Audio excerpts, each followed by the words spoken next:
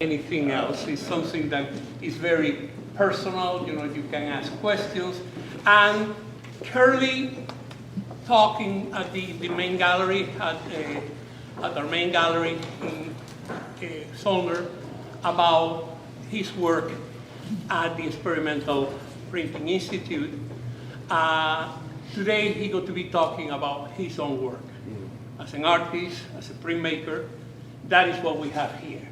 And in order to introduce him, we have, who doesn't need any introduction, our co-curator, you know, Susan Ellis, got to say a couple little things about Curlee. Thank you. So I'm going to actually look at some notes so I don't forget this time. I tend to get a little nervous, so I'll just look at my notes. So Curlee Raven Holton is, as you know, the founding director of the Experimental Printmaking Institute and the David M. and Linda Roth Professor of Art at Lafayette College, where he teaches printmaking and African American art history. Holton earned his MFA with honors from Kent State University and his BFA from the Cleveland Institute of Fine Arts. His work has been widely exhibited in prestigious national and international venues, including in Egypt, Japan, Oaxaca, Mexico, Cleveland Museum of Art, the Whitney Museum of American Art. The list goes on and on. His work is also held in many private and public collections, including the Yale University Art Gallery and the Pennsylvania Academy of the Fine Arts. So I've known Curlee since he started at Lafayette in, 1991, more than 20 years now. He's an artist, teacher, scholar, director, mentor, and I'm happy to say a friend. He somehow manages to juggle all of these roles with ease and excellence. And what has impressed me the most about Curlee is his ability to bring wisdom, sensitivity, and a high degree of intellect to all of his pursuits. His work is deeply reflective, as you will see as you look around this evening. It's personal. personal and universal all at the same time. He moves freely between these public and private narratives. The public narrative has led him to respond to issues that impact society in general, including race, poverty, political concerns, isolation, and class. The personal narrative is a complex negotiation for the artist as he comes to terms with some of today's most perplexing issues.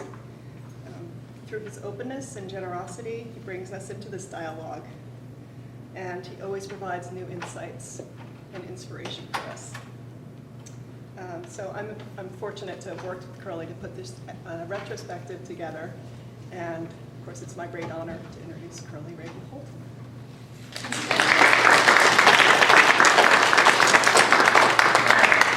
How do I live up to those words? How do I match that? Yeah, I think the work perhaps speaks even more clearly than I can about my own interest and motivation. I do want to point out that I appreciate the effort that Sue has made and Ricardo in this regard, giving the space and the attention to the work at EPI, because it is a labor of love, and also to my own work.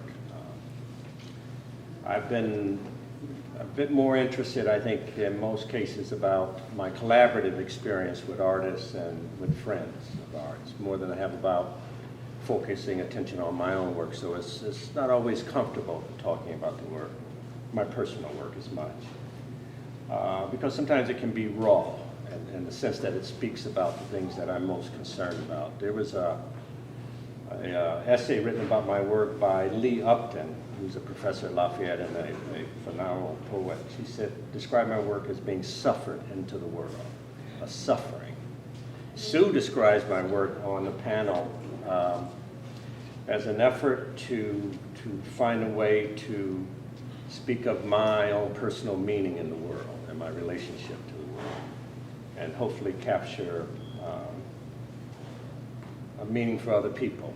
I mean, finding a way to find an answer in my own work, being particular but having universal implications. I'm not that arrogant to think my work is so universal, but hopefully one can find a connection in the work, because I am trying to reveal not only my humanness, sort of sensibility, but my vulnerabilities, my anxieties, my frailties, and hopes of being more fully involved and developed as a human, and connect with other humans. And the work is about speaking to you and speaking to others. And again, I have a lot of supporters here that have been with me through this journey.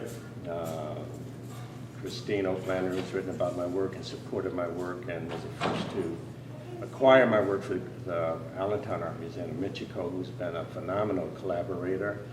And Jim Kravosky, who has supported my work at Lafayette. And the way he supported it, I would have to give him artwork in exchange for other kind of support. So we had this arrangement. He would walk in and say, you know, I love that Faith Ringo. I said, you know, Jim, I need some space next door for these artists. So we always worked it out. But underneath it was a real deep love and affection for the work and the process. From the very beginning of my arrival at Lafayette. At that point, I had more hair. I was dreadlocked, and that's one thing that teaching does to you. I'm just kidding. But George Panichas, who also has been a great supporter, who, when I arrived at Lafayette College, his father said to him, look out for that fellow and help him make it.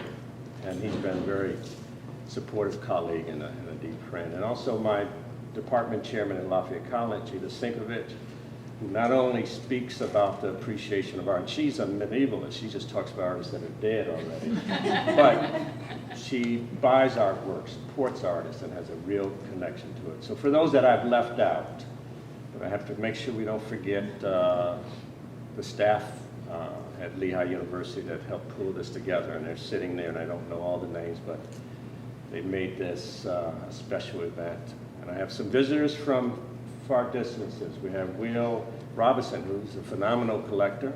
And I'm going to embarrass him a little bit. I did a piece of artwork that he purchased from me called The Reason. And it was about a discussion about the prison system in the United States and about young people being placed in prison, especially African Americans and Latinos. And on the prison bars, I mean, it was a large piece, 36 by 48, had the philosophical rationale for the existence of prisons, and it had a key there in the lock. And the question was, would you open that lock? Will Robertson bought that piece from me. This is the chief of police in Morristown who buys a work of art that is critiquing a prison system. Now, you're talking about art and appreciation of arts just transcending all our backgrounds, and he's a testimonial to that. So, we have visitors from Mexico City, also Echo, who's a very important artist who is visiting Lafayette, a phenomenal graphic artist and does graphic novels. And Evelina Lesper, leading critic from Mexico City, who's written about my work in Mexico and has decided to write about this show and the EPI show for 3 different publications in Mexico. So I didn't bring her for that, but she was inspired by the work. The work is a visual expression of my concerns, my questions, and my desire for answers. Al Loving, a great artist, once said that artists make work because of a desire to articulate something that is not existing, or a will to power, or lust. And in my particular case, I believe is to make work that speaks about a reality that's not always present and articulated. And hopefully it has some ethics behind it and a moral code and some challenge to the viewer. Joseph Albert said that the role of the artist was to illuminate. He was talking about color, you know, red against blue and purple. But for me, it meant to illuminate a sensibility that one might have for the relationship with their fellow human, about incidents that occur that sometimes are so profane and so base that they belittle us as humans. And we must bear witness to those events and challenge those events. And as an artist, I try to bear witness in my small reality. But the basic motivation for me is that when I go to the cabin in the sky, that's what we call it in the African American community, I like that work to be able to speak to whoever has an interest in it, but also to my family, my children and my grandchildren, so they would know who Grandpa was and what Grandpa felt about, what he was concerned about, and some tangible expression of my principles as a human and my values. So with that, I thank you for being here and engaging me, because it is about my desire to speak to you, and I hope the work does speak to you. Thank you.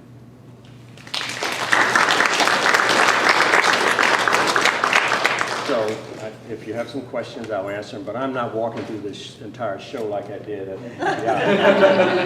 I'm not a young man any longer. But if you have specific questions, all the work is connected. And as a printmaker, what is really interesting to me for the medium is that the medium has a sense of being the skeleton of an image, the basic principle of an image, the bone seed. When we think about printmaking as an artistic practice and we compare it to literature, it's often described as an essayist form, where the painters are the real novelists, and you know, we're the essayists, so it's direct, biting, and honest. And that is what I've wanted to do in my own practice as an artist, and I've tried to live that way. So the printmaking is about that continuum. And also, it is a desire and a commitment not to apologize. Not to apologize, and I'm going to get a little personal with this, not to apologize for having been born an African American in the United States of America. I grew up with a legacy and a history, generations of history, where it was a shame-based experience and a signifier. We were born into a world where by being a person of color, you were infirmed, you were handicapped, you were less than, you had a burden of proof. And the fundamental thing that you attempt to do is to speak about your reality without abdicating that reality, without surrendering it, without apologizing for being who you are. So my work is about a reaffirmation of my experience of reality without apology. No apology for being who I am and what I am, and my legacy as an African American. Any questions? Yeah. made you pick printmaking as a medium of expression? Oh, I'll tell you what made that happen. That was an opportunity that presented itself. I was a young man growing up in Cleveland, Ohio. I was doing a lot of work in support of a local mosque, the Nation of Islam. You may have heard of that nation before. And I was really interested in doing work in the community and using art for that purpose. I was approached by a South African woman in Cleveland, Ohio, who had come to Cleveland to try to recruit artists to make artwork to support the effort in South Africa to support the ANC to undermine and defeat the apartheid system. I was asked to make an image, and that image, if I'm not mistaken, is upstairs and it's in the show. It's called White Terms. And that image was an expression of the oppression of whites and the pushing of blacks against that oppression. I did that print, and I had never made a print before. I walked into the printmaking studio at Cleveland Institute of Art. I was the evening student. You have to understand I was a Ben Arrow. I got drafted into the military at the end of Vietnam. I came out, I had a wife and a child, and I went to night school for 10 years. And finally got into college full-time, which took me another 3 years to graduate, and they were just so happy when I finished. So I walked in that print studio and asked, could I make a print? And I made that first print, I think it was 1987, called White Terms. In support of that effort, the prints were used to raise money, to help buy arms and other things to support their effort. Well, it taught me a lesson. This was art's sake for the community's sake. Not art's sake for art's sake, which is a very abstract and elusive thing for someone from the hood, but art for art's sake. And I have continued in that kind of commitment to use prints, to share those prints with a larger audience. One print can be purchased for $50, we print 100 prints, and that's different than a painting for $500 or $5,000, which can be in a very elite process. Printmaking is about the community, and as you know, the history of printmaking began with indulgences being sold on the countryside by monks and priests. And of course, we know about the Goya prints, which helped undermine the invasion of Napoleonic forces into Spain. So it can be a tool of advocacy and social movement, and that inspired me to become a printmaker. Someone else approached me, and then I fell in love with the process. Now, my father was an iron worker who operated a large forge, just a large machine that took molten metal or rods and compressed them and made objects out of them. And I was always had an admiration for my father, because he would come home, sit in a chair in the evening, and he would have burn marks all over his arm from that hot metal sparking and getting on his arms. And his arms were so big and massive. And I said, oh, I just want to be able to grow up to be like this man, you know? So it was about that regard for labor, because labor in my family was a very important thing. That hard work and a demonstration of commitment was one of the things that you should do. And also shave a beard. He told me to shave a beard. When I drew dreadlocks, it was just but anyway, that's another story. But the printmaking medium also, besides being connected to the community and providing art to the community, had a direct relationship to my body. So you could actually bring together the mind, the heart, and your body into concert because of the physical relationship. So it was extremely satisfying in many different ways. And the alchemy and the magic of it. You could put a piece of paper on a metal plate with a drawing under a blanket and run that through a press with 100 pounds of pressure per square inch, and then magic would happen on the other side. So the entire experience was so connected to my own DNA and my own psychology. I was a natural printmaker by design. Another question? Curlee, I've known you for so many years, but to me you're still a mystery. There's a lot more I'd love to know, and I'm enjoying this very much, so thank you. When you came to Lafayette, was EPI already, not EPI, but was it a plan that you were going to start a criminal? No, EPI was inspired by two things: boredom, when I arrived at Lafayette, and also someone telling me that I could not do this. I was at a dinner, an introductory Dinner of me and other people held by Ellis Finger, and most of you know who Ellis was. An artist in the community, we talked about printmaking. She said, I've never made a print, can I come in the studio and make a print? I said, of course you could come into the studio. And at that point in time, the studio was a one-room house on campus. My office was on the porch. The room that we processed the plates in was a little closet, and we had to etch them outside, and the kitchen sink was where I soaked the paper, and we had one press in the living room. And I said, of course you could come and make prints, and I was told that I couldn't do that because policies at the college wouldn't allow a non-student, enrolled student to actually make prints.